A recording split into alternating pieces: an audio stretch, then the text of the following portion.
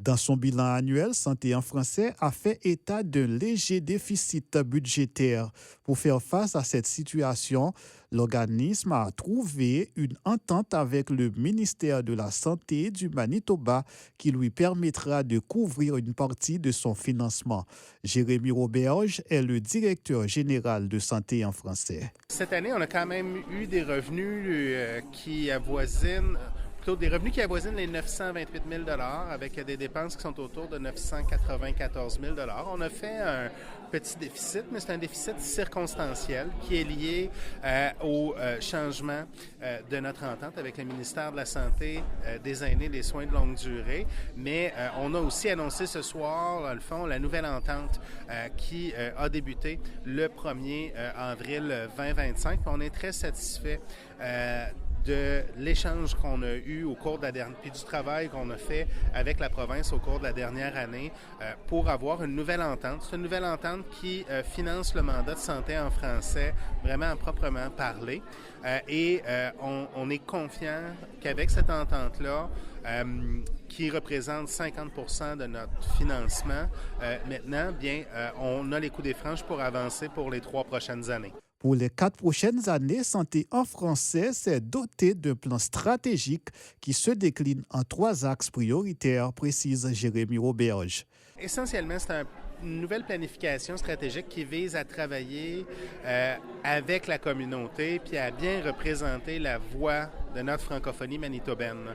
Donc, on a travaillé sous l'ancienne planification stratégique à renforcer les capacités du système de santé. Là, on a senti vraiment un besoin de se recentrer vers la communauté, d'être présent dans la communauté, puis de vraiment porter les besoins, les aspirations et les enjeux qui sont vécus en santé et en services sociaux pour notre francophonie manitobaine.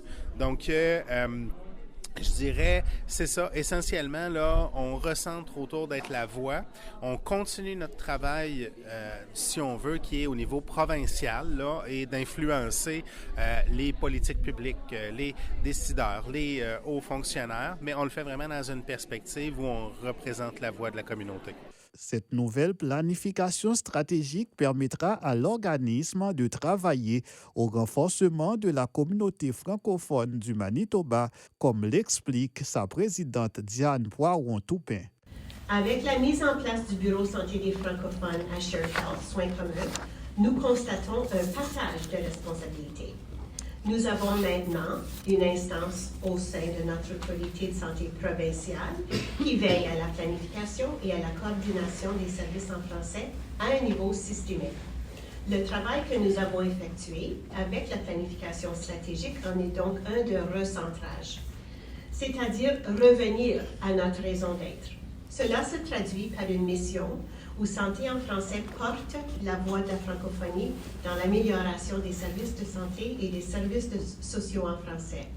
Si nous avons concentré nos efforts au renforcement des capacités du système dans la planification précédente, ce que nous avons fait avec brio via le projet tripartite avec Soins communs, la planification prochaine, donc la planification 2025-2029, nous amène à travailler au renforcement des capacités de notre communauté. Comme organisme porte-parole, nous avons un devoir de représenter la voix de notre communauté et de s'assurer que les besoins, les enjeux et les aspirations soient communiqués et pris en compte dans l'amélioration des services en français à tous les niveaux. L'Assemblée générale annuelle de santé en français s'est déroulée en présence du ministre Glenn Simard, chargé des relations avec les municipalités et le Nord, et également ministre responsable de la francophonie. Le ministre Simard a renouvelé l'engagement de son gouvernement à œuvrer en faveur de la disponibilité des services en français.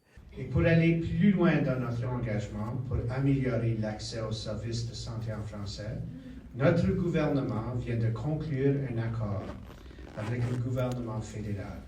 Nous allons développer des initiatives virtuelles pour les francophones qui vivent au rural afin qu'ils aient accès à des soins dans la langue de leur choix et soutenir les employés bilingues tant dans le recrutement que la rétention.